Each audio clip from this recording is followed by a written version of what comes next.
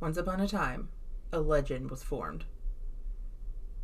And creatures came from these legends, and these creatures were passed down through generations.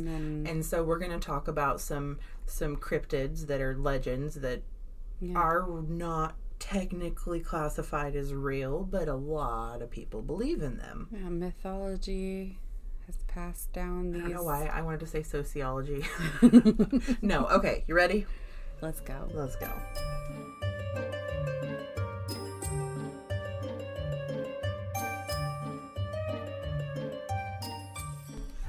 Jello, I'm Ash. And I'm Lynn. And this is Only If You Can Keep Up. Okay, so I'm going first, right?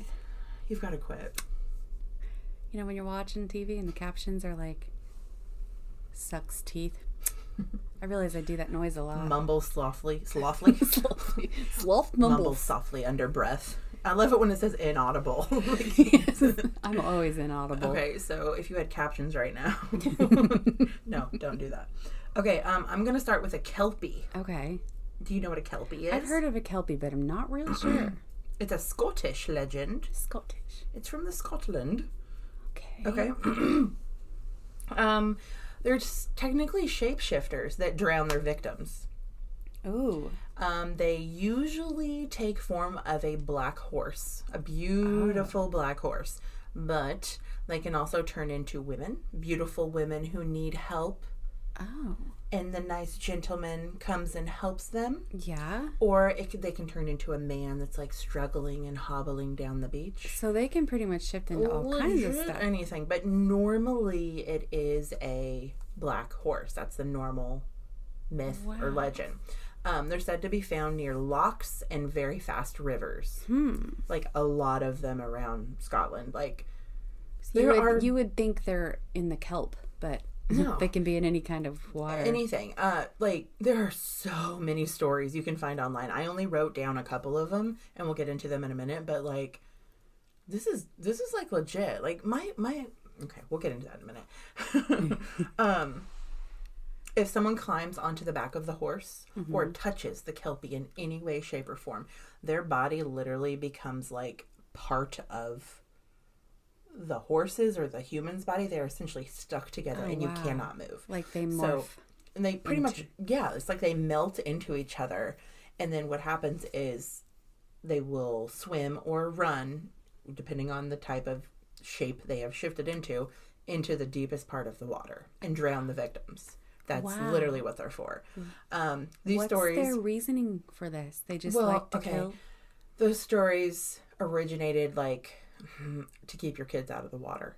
Okay. That's like everything I found. It was pretty much to keep the children out of the water. But actual stories of like men and women and children and all these people speaking. You know what I mean? Yeah. The first story we're going to tell, the parents warned their children about the Kelpie in the small village of Sutherland. Okay? Okay. No children at all in the village were allowed to go down by the water, period. The end. No kids going down there. Okay? Okay. How long ago was this? Probably a long time. This one was, I think, 1800s. Okay. Yeah. I mean, these are all old legends. They're not even called stories anymore. They're legends or myths, you know. One day, a group of 8 children, they were friends. I think 2 of them were brother and sister, and all the rest of them were friends. They decided to skip church and go down to the water to find this Kelpie that their parents warned them of. They were like ages... I mean, these stories are very, very... Who knows if they're real or not? But I saw this story like on 4 different websites. So they ranged from like 8 to 12 years old. Okay. So, I mean, they're in that curious, questionable, you know what I mean, that kind of age. They were playing along in the water. Nothing was happening, obviously, because they didn't believe it. But then all of a sudden, from like far away, they heard the pitter-patter of something walking up on them. They all turned around, and there was a beautiful black stallion. The stallion came up to them and knelt down as if to say, come on, come on. And one by one, the children climbed on the horse's back. The last child was hesitant because he was a good little boy and listened to his mom, and he was scared, so he simply touched the horse first, touched it, and he could feel a pulling pressure inside of his finger. So he quickly thought, and he cut the tip of his finger off. Oh, wow.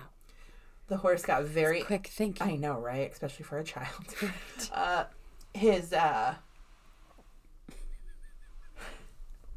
I'm thinking about all the talks I give my kids before they leave the house, and that's nothing I would ever think.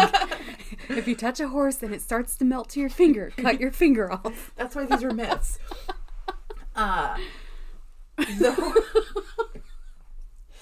It's okay. Okay, the horse roared up in rage and took off as fast as he could, drowning the 7 children, and took them with him. The one child lived and told the story. That's where that legend came from. He went back to the village and told the village that. He went back to church and was like, listen, guys. Right. The demon horse. I saw the devil. Exactly. But it's all little legends like this. There was another one of a man who was... He had a barn in front of the river, and he opened the barn doors one morning, and there was a beautiful horse standing on the river's edge. He knew the myths, but he was older and didn't believe them, you know, because this is more of a child story. He walked up to it, and the horse pretty much, like, made him, like, knucked him up onto his body, and he felt like he was stuck to the horse. The horse went to the deepest part of this was an ocean, though, so I don't exactly know. Anyway, this didn't have a town name. The deepest part of the ocean.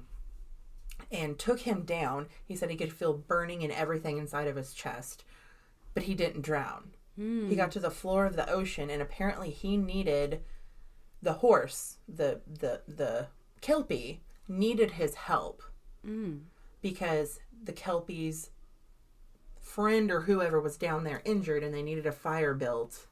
And they needed under the ocean. Okay. Yes. And they needed all of this stuff like done. And so something about the powers of the Kelpie allowed him to breathe underwater, essentially, to help them out. And then once he was done and he helped, he kind of got the hint, helped him out, brought him back to his house. Then he tells the legend of what happened to him. I mean, it's just crazy stuff like that. But then again, like, where do these stories come from?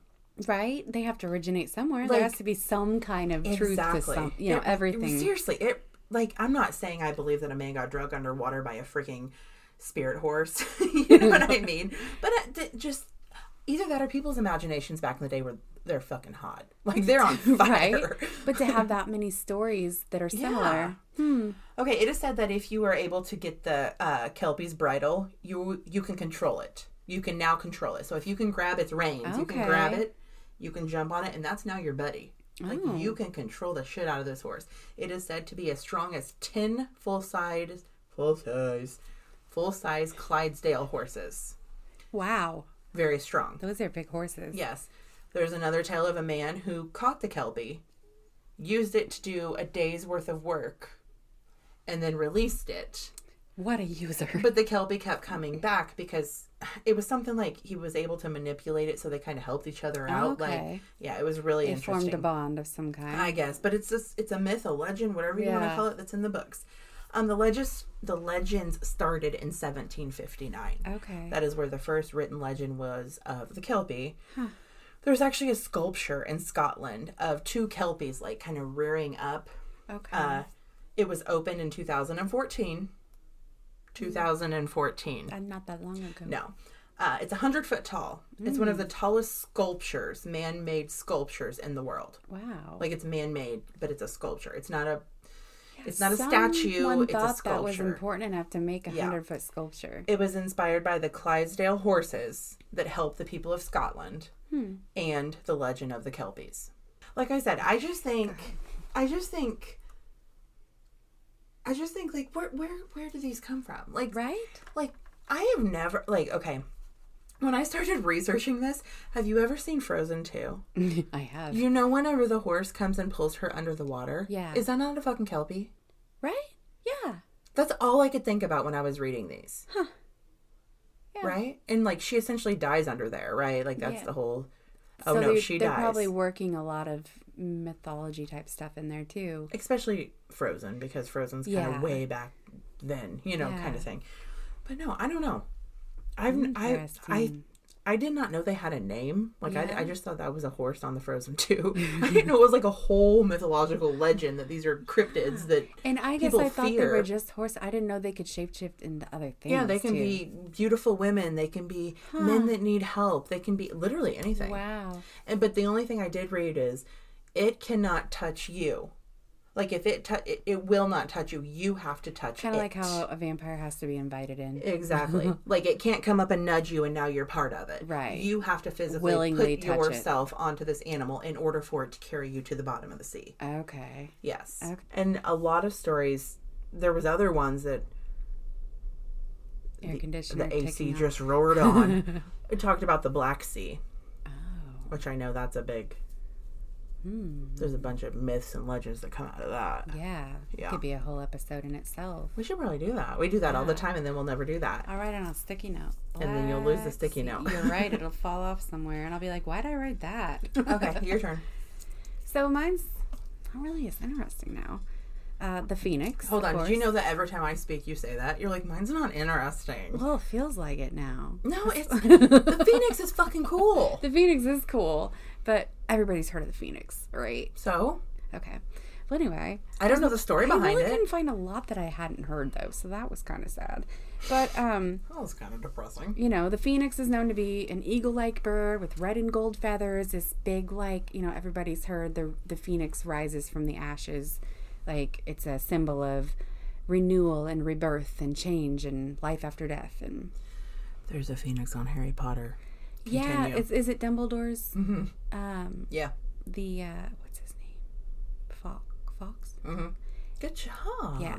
And, well, they have Phoenix in a lot of things. So there's, like, a lot of different cultures that have stuff having to do with the Phoenix. So, but I think it originated in, like, Egyptian times. So probably 5,000 years ago, it originated, the story of the Phoenix, this immortal bird that rises from the ashes. They're said to only live one at a time and for, like, over 500 years at a time. Whoa, hold on. So, there's only one Phoenix alive in the world at a time. That's what it... Hold on. And Dumbledore has it. Yeah. Right? I'm sorry. Keep going.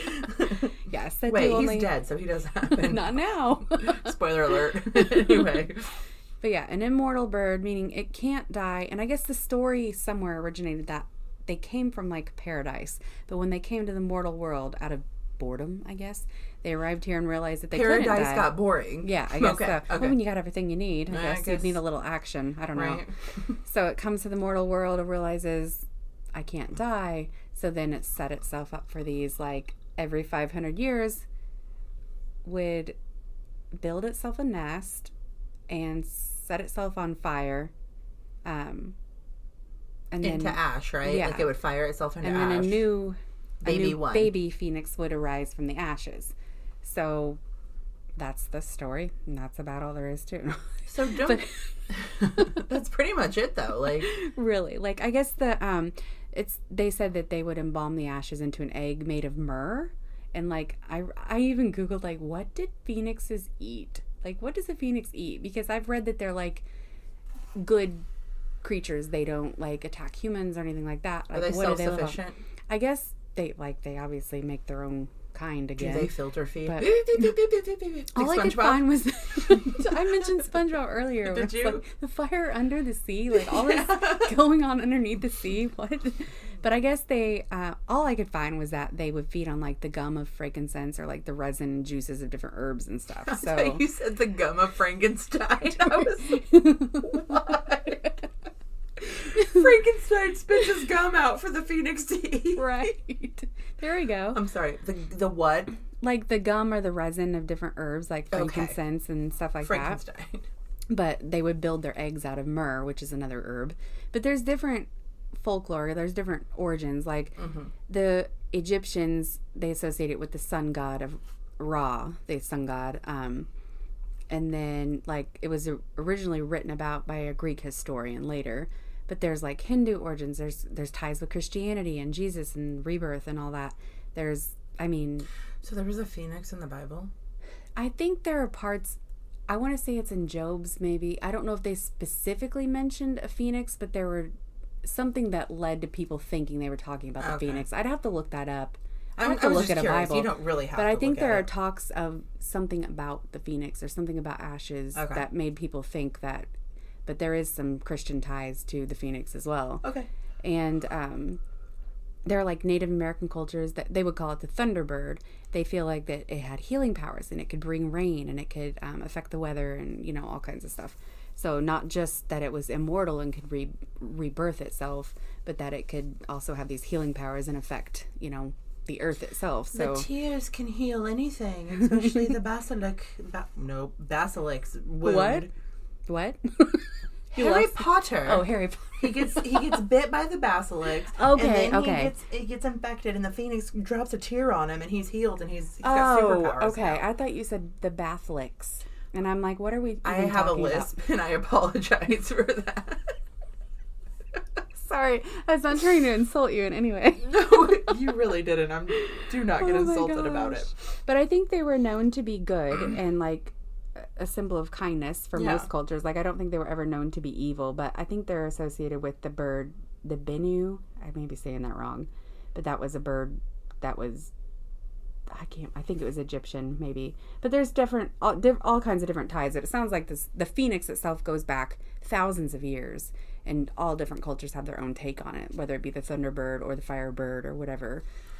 So essentially, one time, a long time ago, there was a bird that everyone believed in that we don't believe in now. You know what I mean? Like, because different cultures, different parts of the country. It makes you think like there had to be something like it, and maybe it was just a heron or a big bird or an eagle or something that was majestic and caught people's attention. But for them to think that it can rebirth itself or rise from the ashes, like there had to be something back there. Where do these stories come from? Right? Like, and my whole thing is, why don't we have newer stories? Why is it always way back then? Like, there's nothing that came forth in the 80s. Yeah. You know what I mean? Or even the 90s or the 70s or the 60s or the 50s. It's stuff from, like, 17 AC or 17 BC or, you know what I mean? And here's my thoughts, and this gets a little off track, but we talk about the Egyptians and how they built the pyramids and how they did all these, like, extravagant, crazy, ridiculous things. Okay, maybe they weren't, like, super advanced with technology like we're thinking. They had to be, but whatever. Ancient civilization, they were working with hundreds of gods. Who's to say their gods weren't just, like, spirits or aliens or whatever different parts of their brains they were tapping into that now we are, like, numb to because technology and so many things have, like, dumbed us down. You know what I mean? I have a question. Yeah. I raised my hand and everything. Yes, dear. Who's to say their gods wasn't just like the king? Right. Like, they could have been a live human being. Yeah, they could. You know what I mean? Yeah, because the Egyptians, they worshipped many gods. Yeah, oh yeah. Multiple. Yeah. And so, who's to say those one, or even that, maybe they weren't even, like, supernatural, but maybe they just had more capability of tapping into parts of their brain that we aren't able to use or that we aren't aware of. I don't know. I feel like and then there's at some so much point more in time, we can do. We lost it. Yeah. Okay. Like, kind of dumbed us down to where, like... Right, no, we've definitely been dumbed down. Because think back then, there's no distractions. There's nothing, like, clogging your clarity. You're just, like, completely aware and open to everything back then. You're about nature and spirit and everything is... There is literally not one magnetic wave going through the air at all. Because there's no power. Right, other than, like, natural solar, you know, whatever you're working with the sun or natural elements. That's what I mean. Nothing else. Yeah, there's no lights, there's no water. There's no running water unless you make the running water. And maybe they only lived 30 or 40 years back then. I don't know, but I'm sure they got a hell of a lot out of their 30 or 40 years. They got a lot of fucking shit done in them 30 years, I dropped my phone, sorry. You dropped something. So yeah, like, maybe medicine and technology is more advanced now, but our brains are not as advanced as I think they were back then. That's a good theory. And also our coping mechanisms, our, like, survival instincts are definitely dumbed down. So I don't know. It makes me wonder if, like, if everything slowed down and calmed down, how much more people would be aware of things and in tune with things and be more capable of things. So we got all of that from a phoenix. That's my theory. That's anyway. Called Only If You Can Keep Up. So maybe the phoenix was some type of god protector who came every 500 years, and I don't know, maybe he's still out there somewhere, but we don't know because somebody's keeping it hidden. Right. Okay, do you have any more on the phoenix, my dear? I really think that's about it. There's nothing, like, super crazy that I haven't heard. Mm-hmm. I could have kept reading. Probably could have got more, but... I mean, the phoenix, I think the legend of it is pretty much the same throughout. Maybe some things change, but similar. Like everything you said Yeah, I was just, I dove in. I dove in. My husband keeps texting me. Mine's going off too, but it's my kid. But I got the volume down, but I'm still distracted. Oh, I have the volume down too. My computer doesn't care. But I dove into the Phoenix thinking, oh, I'm gonna get stuff I've never heard before. No, not really. It's all pretty much the same, right? So yeah, not okay. So exciting. So you ready for mine? Ready. Mine are not good. Okay, the succubus and the incubus. Succubus. Succubus. Succubus. Do you know what they are? I know that they're both like sexual type of entities, right? They are like sexual demon, entities. like. Yes. Okay, the succubus is a female. That's what I thought. She's a lady. One's female, one's male, right? Supernatural entity that appears in dreams to seduce men sexually in their dreams. Is that what dreams are made of? Yes. For real? I don't know. You're like, I don't fucking know. And the incubus is the same thing, just the male. Okay. So succubus, woman.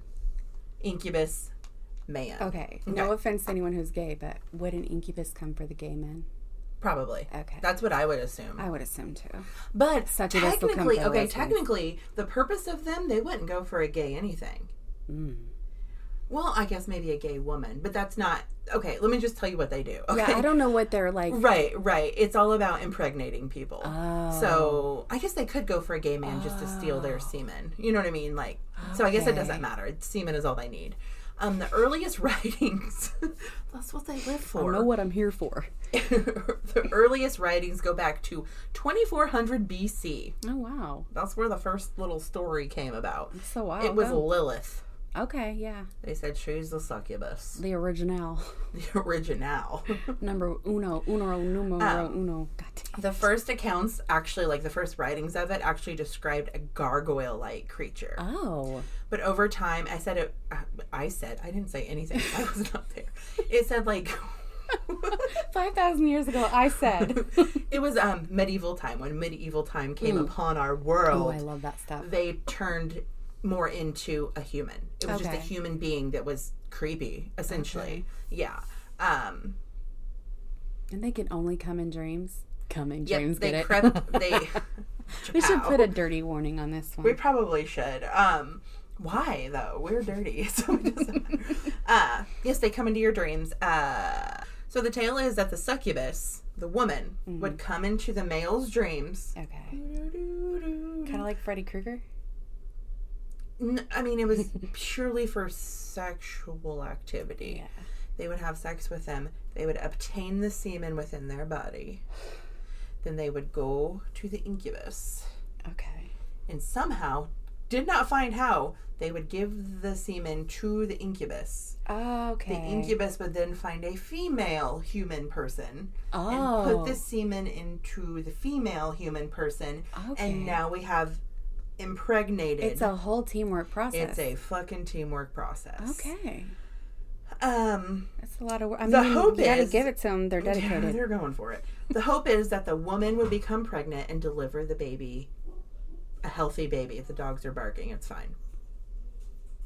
Okay, so we deliver a baby. Is this baby like an evil baby, or? These children actually have a name. Oh. They're called Cambions. What? They are a human-demon hybrid. Shit. I've never heard of that before. Yes. They are very open to the supernatural world.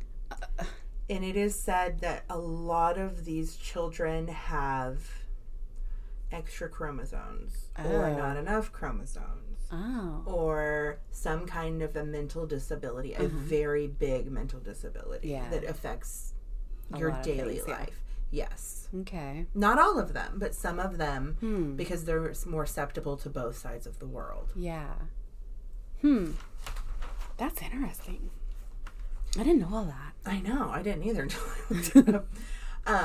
Actual human beings, thousands upon thousands upon thousands of people have said they have been visited by an incubus or a succubus. Obviously. Yeah, I was just reading about this. I was reading a book about Corey Taylor, and he was talking about paranormal experiences and friends that he's talked to, and how one swore he was like a ghost had sex with him or whatever while he was sleeping. And then it made me start thinking, like, I don't know. Obviously this doesn't work. This doesn't work. So many people have had these experiences and they haven't ended up pregnant, women. Yeah. You know what I mean? So but when it does work. You don't know. You know what I mean? But people can actually describe what these creatures look like in extreme detail. The color of their hair, the way their skin felt, the color of their skin, the way their eyes were beady, just like all of these things. They can completely describe everything about them. A lot, like a huge group of them. People who have these, like, go to their doctors and shit. You know what I mean? Like, oh my God, I had an incubus. Yeah. And they pretty much put people on antipsychotics to get rid of them. But it doesn't, like, some of the people do not suffer with mental health that have these. And some of them do, don't get me wrong. But almost all of them, their stories are horrendous and horrible, and they remember every detail of it. Gosh. But almost all of them recall not being able to speak or move during this encounter. Like sleep paralysis. That is what psychiatrists I get a lot, call it. Which scares me. I get sleep paralysis. I just had sleep paralysis last night. Psychiatrists truly believe it is just sleep paralysis. It is sleep paralysis. I cannot say it. Paralysis. It is terrifying. And especially when you have hallucinations with it, it is terrifying. Yeah. But my thing is, big group of people. And obviously the people, the demons or whatever they describe, or it's not identical across the board. Everyone's got a different story. I'm sure some of them probably match up. Well, they probably all look a little different anyway. And I mean, if you really want to get into it, I know a lot of one of their biggest fear is being raped. So, like, that maybe could transfer into your stuff. And I'm sure men, too, they could have that fear also, you know. Or the men just want the... They want, they think about the sex constantly, so it kind of happens in their dream. I don't know. I'm not a fucking doctor. But to have a, like, painful experience that goes with it. Like, that's one thing with sleep paralysis. I've never, like, felt anything painful. So, that's scary. But that's scary. Maybe it's a painful memory. Yeah, maybe. I mean, maybe it's something with repressed trauma. It didn't say. Yeah. That's interesting, though. Yeah. I didn't know all that about. I've heard of them before. I've heard of, like, when, like, a woman's a... what do you call it? I'm not going to say any bad words. I have no idea what you're trying to say, so you're going to have to say it. When a lady likes to get all the men and lure them in instead of calling them a... Ho, ho, ho, Merry Christmas? Yeah, I'd be like, she's a succubus. Like, so, okay, technically Edward Cullen is an incubus. Because he's dead and has the sexy time with the Bella. And they create a baby. Oh, my God. So the baby is technically one of the half... human demon hybrids. Yeah. If you want to get into it. Technically. Yeah. Well, like, if you watch Breaking Dawn, when they're looking all this stuff up, it says incubus and succubus. Like, they're looking through the textbooks. Yeah. Huh. So he technically is one, because he's... So vampires in general are just... Yeah, so... Right? Are vampires real? What do you think? Edward Cullen. I mean, I know that there are actually people who drink blood. Yes, I'm talking about the actual undead. Right. I don't know. Anyway... That's all for me.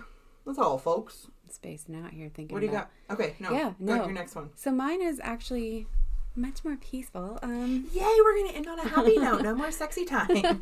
Well, can be, I guess. Okay, never mind. The Selkies. Okay. You ever heard of a Selkie? Not to be confused with Kelpie. Yeah, not to be confused with a Kelpie. Totally different. A Selkie is a seal. Yeah, they're... Sea lion. They're like a... They're also shape-shifting, but they're usually beautiful women who are also seals. It's not like a mermaid that's a half fish, half person. Right, okay. This is a full human seal who can become a fuel... A fuel human. Full seal who becomes a full human. And I guess they like to stay near the shoreline. They're known to be these beautiful, enticing women who have, like, long hair, beautiful features, and they'll, like, stand, I guess, in groups. They're known around the shoreline, especially at night, to, like, sing and dance in the moonlight. So they're witches.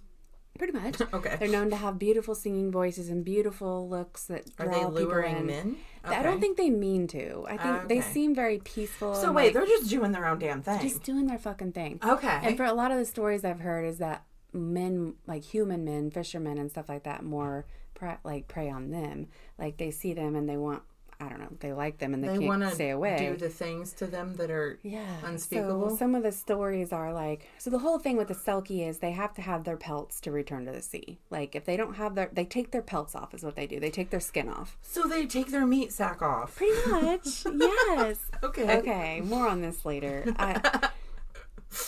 I don't know if I'm a Selkie or what, but okay. Wait, you take your meat sack. I always talk about my meat. Like, I hate this meat sack. I hate it. Anyway. So so say this man comes in and usually they're known for helping people. They'll like help a human in need. Or they'll help some, like, if they can, they're known to be like very kind, gentle, helpful creatures. They can be vengeful when they need to be, but it sounds like they're overall very peaceful beings. It's like originates in like Ireland and Scotland, very much a Celtic type. It's like the Celtic version of mermaids, but they're not mermaids. They're different. Mermaids are bad, right? Mermaids, I've heard they can be bad. Yeah, right. That's what I thought. But they're like half. Like the legend of the mermaid, not the Little Mermaid. She's amazing. Yeah. Anyway. But I guess these ladies, they can be men too, but usually women, once they hit land and they take their skin, their pelts off, they can be full human and so do they, like, live human lives. Do they like lay them out to dry? I guess they'll set them aside, and that's the whole thing. Like, the original story is something like a fisherman saw this beautiful woman. He found her pelts. He took them and hid them, forced her into marriage, into the domestic life. They got married. They had babies, the whole domestic life. And she always longed to be home. She always longed for her, like, she was forced into this. And although she loved her family and loved her children, she never felt whole. Never felt whole. Aww. Always longed for the sea. Always longed to go back home. Never could return, because if you don't have your pelts, you can't go back home. So the whole story is that the man would hide the pelts, and the children would at a later date, find the pelts and show them to the mother, and the mother would instantly run off, never to be seen again, off into the ocean, So she didn't really love her children. She loved them, but then again, she loved the sea more. Right. But there's stories of, like, she would check on them, and she would, there's all kinds of different stories, but, like, she loved the sea more, and she felt so drawn her whole life. She was always missing that part of her or something. But calls me. Yes. But yeah, they're seals that can become full, beautiful women, and often known to, like, marry a human man, have a whole ass family, feel their nostalgia for the sea. So that happened a lot? I don't know. Like, the men would steal the pelts, and then they would I've read different stories, like, domesticated, essentially. That's what it always sounds like. Like the original stories anyway. There were different versions of it, but just let them girls be. Right. Let's just listen to the beautiful songs. But so I had a reading done for me not too long ago, and it was one of those, like, trying to match up what mythological creatures I connect with or whatever. Okay, and this one came up. This is my jam, right? So I love this stuff. Okay. And she'd said that Selkies were, and I'm like, I'd never heard of a Selkie. I had to look it up. And this is what got me so interested in it, but she pretty much, like, I do love, not the ocean so much, but the waterfalls. I don't like to be in water so much, but very calmed by water. But I just thought it was so interesting, because I've always, like, I hate my meat suit. And I always felt like I don't belong. Like, I'm not supposed to be here. I don't know. Love my kids. I'd never leave my family. That's not like that. So wait, if you found your pelts, you wouldn't run off to the ocean and never come back? I definitely would not. Okay.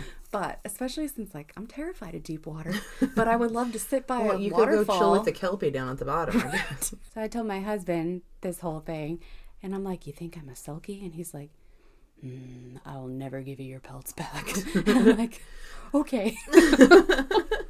Where are you hiding them? I just thought it was funny. But no, the Selkies sound so beautiful, and, like, they're singing in the moonlight. I had never heard of them until you said something earlier about them, and I saw like a full-on seal. Yeah, that turns into a human woman. That's beautiful. Yeah, to end on a light note, anyway. Well, it's sad for them, but I mean, the ones that didn't get kidnapped and domesticated by the evil men of the world, right? Not so good for them, but the other ones who could just dance under the stars, it was good for them. Yeah, they seem like pretty peaceful beings that like to help, and then helping gets them in trouble, it sounds like, but sad for them, but also beautiful, I suppose. If you think a seal's beautiful. I think seals are cool. Those what are they, the elephant seals? They nasty looking. Maybe those are the guys. Ew. Okay, if you need to contact us for any rhyme or reason, you can do so at onlyifyoucankeepup@gmail.com. Thanks for listening. Catch you on the Selkie side. Don't let an incubus or succubus come into your dreams tonight, please. Rise from the ashes, bitches. Bye.